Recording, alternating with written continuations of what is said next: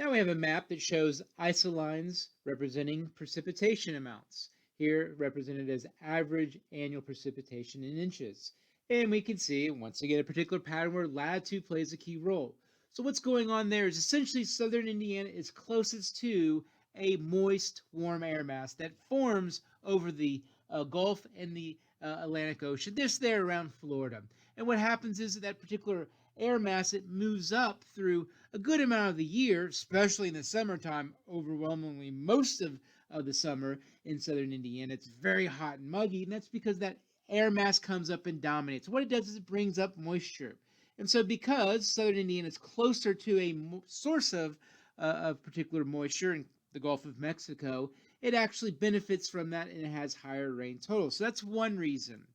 Secondly, there's also the role of the storm systems that we see in the mid-latitudes that migrate from west to east for the most part across the Midwest.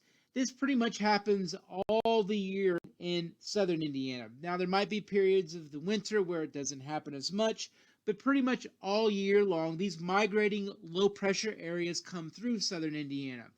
Now, up in northern Indiana, yes, they come through there in the wintertime, but it's more likely to find them in the fall, spring, and summer.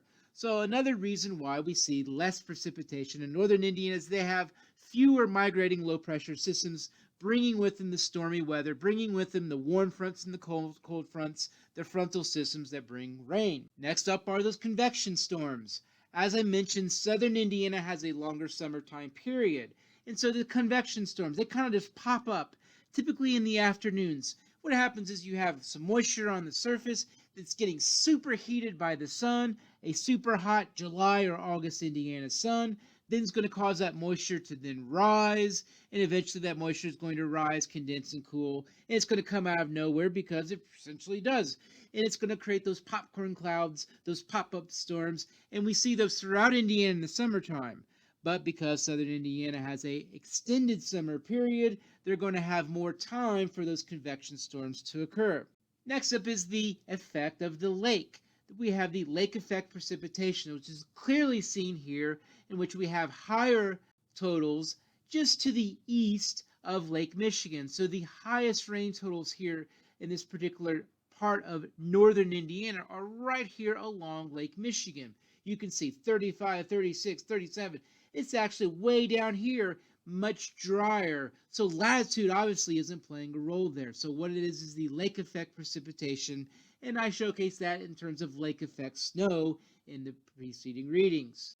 Finally, we have the role of the orographic precipitation or the upland areas of southern Indiana. So we see this particular area here, it's the wettest part of Indiana, this part of south central Indiana. And so what's going on there is they've got all the things I've talked about. They've got more likely to have convection storms, more likely to have frontal systems because they're in southern Indiana, closer to the moist tropical air mass to our south there in the Gulf of Mexico. Even further, this is an area that has upland areas in which you're going to have sudden uplift of warm, moist air. Once again, the air travels from west to east. Key to this particular area, what we have is we have a sudden upland area. And so we have green, and then all of a sudden it's yellow. And so that's what we have is this sudden uplift of this warm, moist air that's coming from the south, coming from the west, coming in this particular direction, comes in contact with this upland area, and it's forced to rise, and it's going to create a higher percentage or a higher amount, let's say, of precipitation. Now you might ask, well, wait a minute then. Why don't we have a dense rain area up through here where we have the highest point in Indiana?